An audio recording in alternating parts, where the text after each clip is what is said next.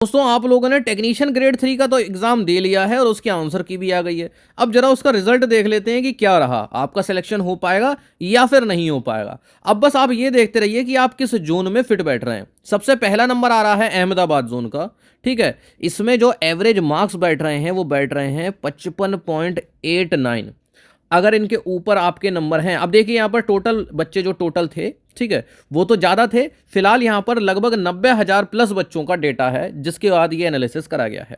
यहाँ पर 55.89 जर्नल के यहाँ पर जो बच्चे हैं आपको दिख रहे हैं 902, ओबीसी के 4320, ईडब्ल्यूएस के 628 बच्चे थे, 1150 एससी के और 828 एसटी के बच्चे थे। 7828 बच्चों ने यहाँ पर एग्जाम दिया और उनके एवरेज मार्क्स बैठे 55.89। अभी पूरा एनालिसिस देखेंगे और आपकी चीज़ बिल्कुल क्लियर हो जाएंगी कि आपका सिलेक्शन होना है या नहीं होना है। अजमेर की बात करें तो यहाँ पर 58.22 मार्क्स यहाँ पर हैं। आप कह सकते हो एक हाई कट ऑफ वाली रेंज है यहाँ पर, इसको हम रेड जोन, डेंजर जोन भी बोल सकते हैं अजमेर। कुल 3717 बच्चों का यहाँ पर डेटा है, परंतु उनके मार्क्स काफ़ी ज़्यादा हैं। और ये मत सोचिए कि ये मार्क्स गलत हो सकते हैं, गलत नहीं है। क्यों नहीं है दोस्त? क्योंकि ये डेटा लिया गया है बाय रैंक गुरुजी से। आप गूगल पे जाएंगे, रैंक गुरुजी पे खोलेंगे तो आपको वहाँ पर अपना ऑफिशियल रोल नंबर डालना पड़ेगा, तब जाकर आपको आपकी रैंक दिखेगी और वही नंबर वो उठा लेगा अपने डेटा के लिए। तो गलत हो कैसे सकते हैं? आप लोग भरते होते तो गलत भर सकते थे। तो 90,000 प्लस का डेटा है और 55.82 इन सभी का औसतन मार्क्स है। अब यहाँ पर अगर दोस्त आप ग्रुप डी के अलावा बाद में ये टेक्नीशियन ग्रेड 3 के बाद ग्रुप डी की भी तैयारी करने वाले हैं तो एक चीज़ समझ लीजिए, सिर्फ एक एग्जाम होना है और आपकी ज़िंदगी में नौकरी आ जाएगी। तो इसीलिए अच्छे से तैयारी कर लीजिए। ये किरण पब्लिकेशन की बुक्स हैं, मैथ की बुक्स जो कि 25 नंबर दे के जाएगी, रीजनिंग जो कि 30 नंबर दे के जाएगी, साइंस और जीए जो कि कंबाइन 55 नंबर देके जाएगी। और ये प्रीवियस ईयर क्वेश्चन वाली बुक्स लेकर अभी से तैयारी में लग जाइए। आपने देखा सिर्फ एक एग्जाम देना है और आपकी नौकरी पक्की, जिंदगी भर की टेंशन खत्म हो जाती है। तो यार क्यों नहीं पढ़ोगे आप? ठीक है, तो अच्छे से पढ़ाई करो, बढ़िया से सिलेबस कंप्लीट करो, प्रीवियस ईयर क्वेश्चन से देखो कि आपके जो पिछली बार कट ऑफ गई थी उसके ऊपर नंबर आ रहे हैं या नहीं आ रहे हैं। नहीं आ रहे हैं तो तैयारी करो। ठीक है, यहाँ पर आपको डिस्क्रिप्शन में जो बुक्स हैं उनका लिंक मिल जाएगा और वहाँ अच्छे से वहाँ से ले सकते हैं, और किसी शॉप से भी ले सकते हैं, आप अमेजन फ्लिपकार्ट से भी ले सकते हैं। आप बुक्स लेकर पढ़ाई करना चालू कर दीजिए। यहाँ पर डिवीज़न वाइज हम सबसे पहले देख लेते हैं कि कितने कितने मार्क्स आ रहे हैं। ठीक है, और उन औसतन मार्क्स से आप देखना कि आपका जो नंबर है वो उसके ऊपर है या फिर नहीं है दोस्त। तो सबसे पहले हमने एक इलाहाबाद और अजमेर जोन का देख लिया था, अब हम देखेंगे इलाहाबाद का।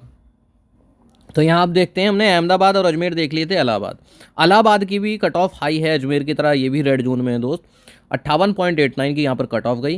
2140 बच्चों ने यहाँ पर एग्ज़ाम दिया है, जिनका डेटा है सिर्फ ये उन्हीं की गिनती है। ठीक है, और बेंगलोर में जो औसतन मार्क्स रहे वो 42 रहे, यानी कि बेंगलोर रहने वाली है दोस्त ग्रीन जोन। यहाँ पर बल्ले बल्ले होने वाली है बेंगलोर वालों की। तो बेंगलोर वालों का रिजल्ट जो है वो थोड़ा सा ईजी हो जाएगा बाकी के कंपैरिजन में।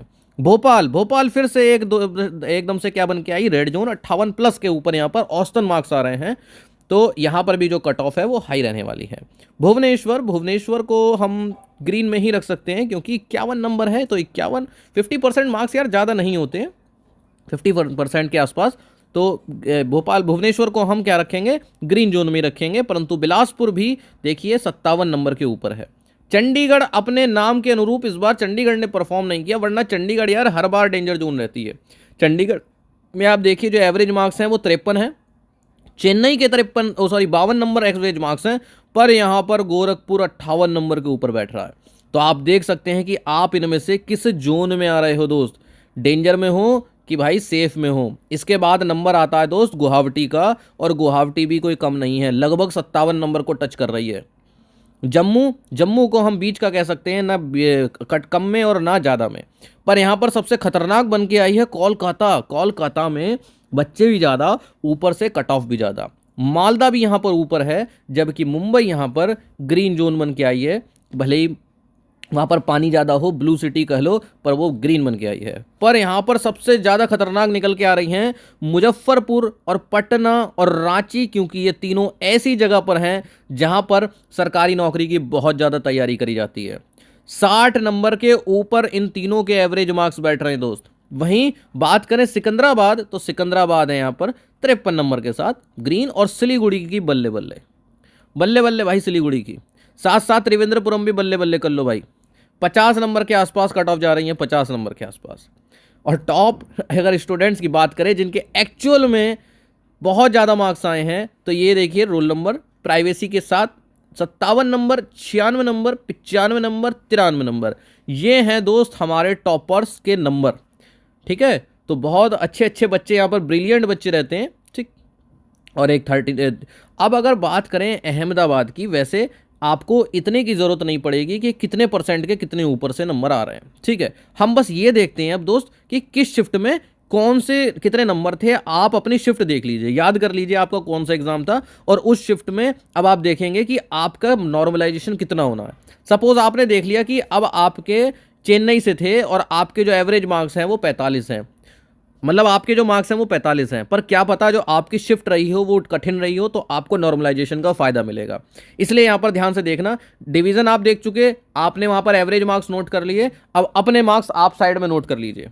ठीक है, आपने डिवीजन में देख लिया, जो मैंने अभी नंबर दिखाए, जो अभी दिखाए थे मैंने नंबर, वो देख लिए ना, ये सब नंबर आपने देख लिए दोस्त। ठीक है, आपने यहां देख लिए कि यहां पर कितने मार्क्स आ रहे हैं। ठीक, अरे आपने यहां पर देख लिया कि कितने मार्क्स यहां पर आ रहे हैं। ठीक है, आपने अपने डिवीजन के, सपोज आप बेंगलोर से हो तो आपने बेंगलोर के मार्क्स देख लिए कि 42 आ रहे हैं, और आपने अपने मार्क्स जो हैं वो देख रखे हैं कि मेरे नंबर आ रहे हैं 45। ठीक है, या फिर कोई ऐसा डिवीजन है जिसमें 52 नंबर कट ऑफ है और आपके 45, तो क्या पता अभी आपके कम हो, पर आफ्टर नॉर्मलाइजेशन आपके मार्क्स जो हैं वो बढ़ जाएं। तो अभी देखेंगे कि लगभग आपको कितना नॉर्मलाइजेशन के मार्क्स मिल सकते हैं। ठीक है, यहां पर अब आपका काम है शिफ्ट देखना। अब आप ध्यान कर लीजिए कि आपकी शिफ्ट कौन सी थी। सबसे कठिन शिफ्ट जिसमें कि सबसे ज्यादा नॉर्मलाइजेशन होकर आपको मार्क्स मिलेंगे, वो है 29 दिसंबर 2024 की दोपहर वाली शिफ्ट, 12:45 से 2:15 की। यहां पर जो औसतन मार्क्स आए हैं वो सबसे कम आए हैं, ये आए हैं 52.97 नंबर। ये आए हैं सबसे कम नंबर, जिस वजह से इस शिफ्ट को सबसे ज्यादा कठिन शिफ्ट बताया जा रहा है। इसके बाद 23 दिसंबर 2024 की सुबह वाली शिफ्ट सबसे कठिन थी, दूसरे नंबर पर। इस तरह से सारी शिफ्टों का यहां पर डेटा दिया गया है और मार्क्स दिए गए हैं। अब आप देखिए कि आपकी इनमें से शिफ्ट कौन सी है।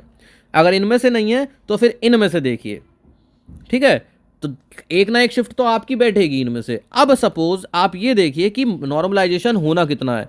यहां पर आपके नंबर दिख रहे हैं 59, ठीक है, अप्रॉक्सीमेट 59 नंबर, और यहां पर नंबर दिख रहे हैं 53 नंबर अप्रॉक्सीमेट। तो यहां पर 59 और 53 अंतर कितने का आ रहा है? 6 मार्क्स का आ रहा है दोस्त। यानी एक मोटा मोटा ऊपर वाली शिफ्टों को +6 मार्क्स का नॉर्मलाइजेशन मिल ही जाना है। तो जो बच्चे इन ऊपर की शिफ्टों में फंस गए हैं, जिनके नंबर रॉ मार्क्स जो भी आ रहे हैं, वो थोड़ा सा ये ध्यान रख लीजिए कि आपके नॉर्मलाइजेशन के बाद लगभग 6 नंबर बढ़ जाने हैं।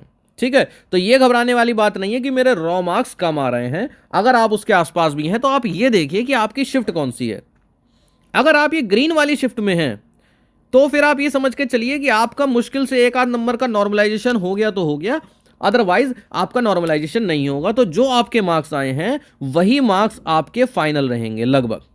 वैसे तो अगर जो इस वेबसाइट से मैंने डेटा उठाया है रैंक गुरुजी, इसमें आप अपनी जाकर चेक करेंगे डिटेल, तो वो आपकी रैंक, ठीक है, आप बहुत अच्छा डेटा दिखेगा आपको वहां पर आपकी रैंक दिखेगी, आपके मार्क्स दिखेंगे, आपके नॉर्मलाइज्ड मार्क्स दिखेंगे, और उसके बाद नॉर्मलाइज्ड रैंक दिखेगी।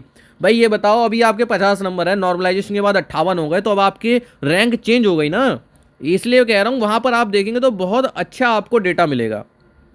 ठीक है, तो ये बात आप समझ गए। अब आप समझिए कि आपका सिलेक्शन होना है या नहीं होना है। ठीक, ये सब डिटेल्स की आपको इतनी ज़रूरत है नहीं।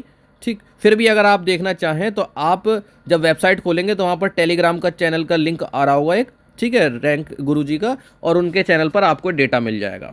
ठीक, ऐसी कोई टेंशन वाली बात नहीं कि बड़ा कठिन डेटा हो। अब आप ये समझ लीजिए टेक्नीशियन ग्रेड 3 में जो अभी बुलाया जाएगा वो 1:1 बुलाया जाएगा।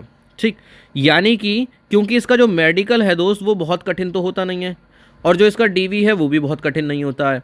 ये दोनों कैसे होते हैं? ये दोनों आसान होते हैं, और तो रेलवे ने उम्मीद रखी है कि इसमें बच्चे फेल बहुत कम होंगे, इसलिए सिर्फ जितनी सीट हैं उतने ही बच्चों को यहाँ पर बुलाया जाएगा। ठीक है, इसके बाद सपोज 500 बच्चे फेल हो गए मान लो 10,000 में से, तो उन 500 बच्चे जो वेटिंग में रहेंगे उन वेटिंग वालों को बुला लिया जाएगा कि अब आप आ जाइए, आप अपना डीवी और मेडिकल करा लीजिए।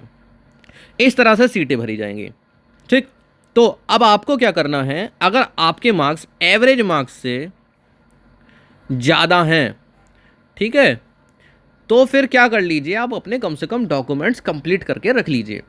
सपोज आपका कुछ आधार है, किसी डॉक्यूमेंट में कोई मिस्टेक है, कोई कागज नहीं बना है, तो उन कागजों को बनवा लीजिए, पहली चीज़। दूसरी चीज़ कि जो टेक्नीशियन ग्रेड 3 है यहाँ पर, अब आप इस एग्ज़ाम से तो फुर्सत पा चुके हैं, तो इस एग्ज़ाम पर ज़्यादा समय ना देते हुए अगले एग्ज़ाम की तैयारी करिए। ये मत सोचिए कि इसमें हो गया, मेरे बहुत अच्छे मार्क्स हैं तो अब मैं किसी की करूँगा ही नहीं। अभी जब तक आप नौकरी ज्वाइन ना कर लें तब तक ये सोच के चलिए कि मेरा नहीं हुआ है, आप अपने अगले एग्ज़ाम्स की तैयारी में लगे रहिए। ठीक है, क्यों? क्योंकि अभी ग्रुप डी भी आ रहा है और फिर इस साल भी एएलपी, एनटीपीसी, टेक्नीशियन सब आएंगे, तो हो सकता है कि आप इससे बेटर कुछ निकाल दें 2025 में।